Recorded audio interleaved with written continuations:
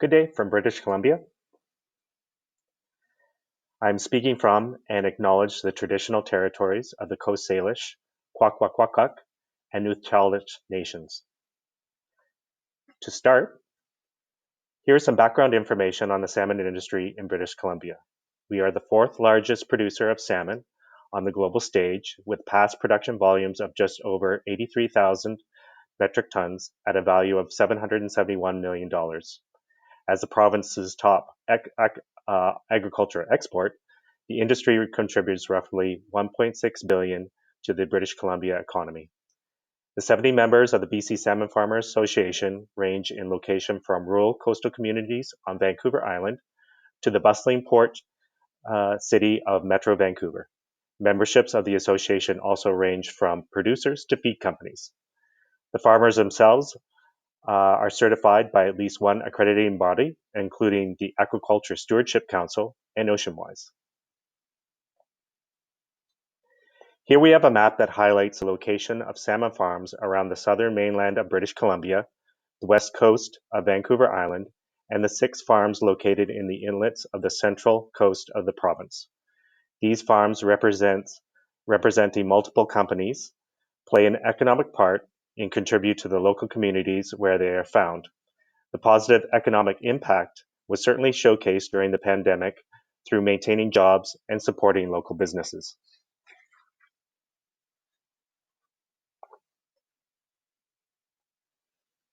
Sea lice found in the waters of British Columbia are a common parasite for Pacific salmon.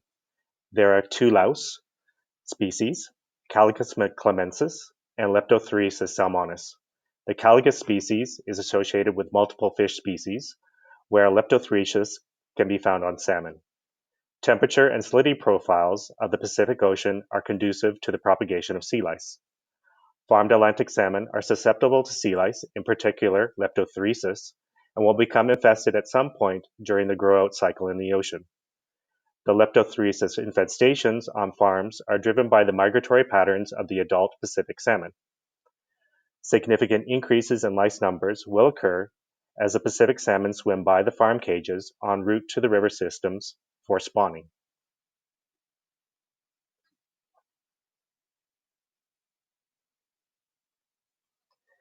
With the farming of Atlantic salmon in waters inhabited by Pacific salmon, there has been a political and conservation focus on farm fish and wild fish interactions.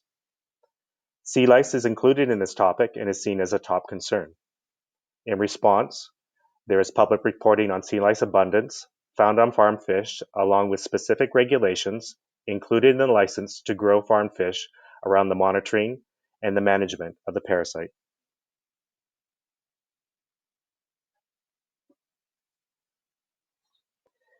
Included in the regulations is the threshold of 3 motile per fish. Action is required to be taken once this threshold is exceeded.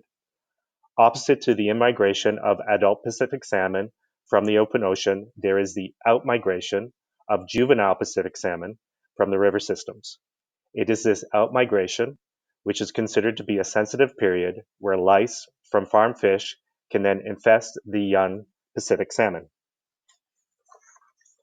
Prior to this period, in the month of February, there is additional monitoring and reporting requirements. These requirements are carried over during the sensitive period, which is considered to start at the beginning of March and continue on till the end of June. During this sensitive period, immediate actions are required to keep the lice numbers below threshold.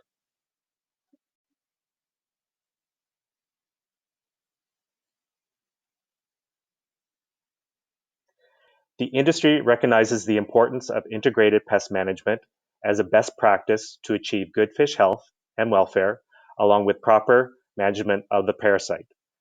Keys to this to management are prevention, taking an ecosystem-based approach with memorandums of understanding between all companies, following integrated pest management practices for all farming areas in BC, monitoring to be both frequent and regular, response, the use of controlled measures correctly to effectively manage the infestation, along with avoiding reduction in efficacy of the modalities employed.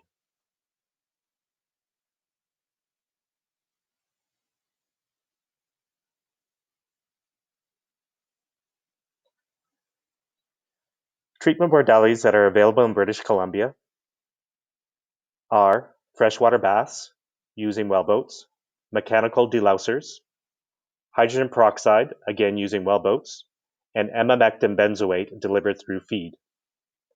Bioassays are employed on a regular basis to monitor for reduction in efficacy for hydrogen peroxide, emamectin benzoate, and fresh water.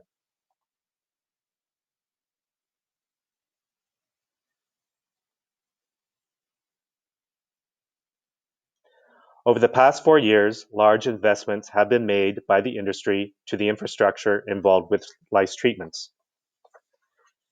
These investments have focused on mechanical delousers and wellboats, both of which have recapture capabilities to ensure removal of lice from the environment. Semi-closed and fully closed systems are also being explored through R&D projects. Included in the data collected from these systems is the effect that they have on mitigating lice infestations.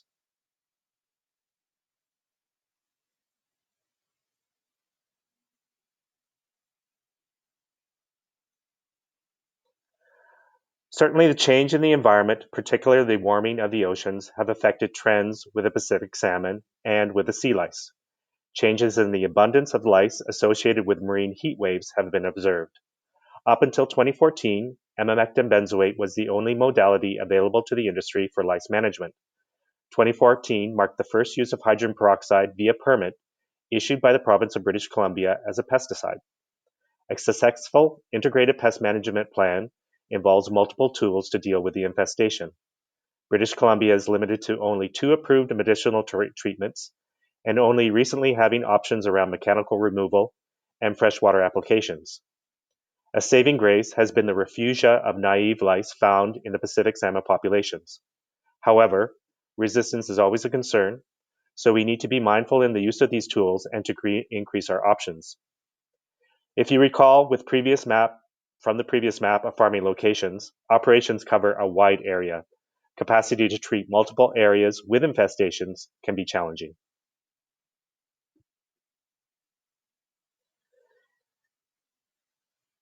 Prospects then for the future: to continue to improve efficacy and efficiency of integrated pest management approach and the use of treatment tools, continue to apply and invest in new innovative technologies as they become available, adoption of an area-based management approach into government regulation and policy presents future opportunities. Just to go back to the use of treatment tools, the holy grail, of course, would be a vaccine against sea lice.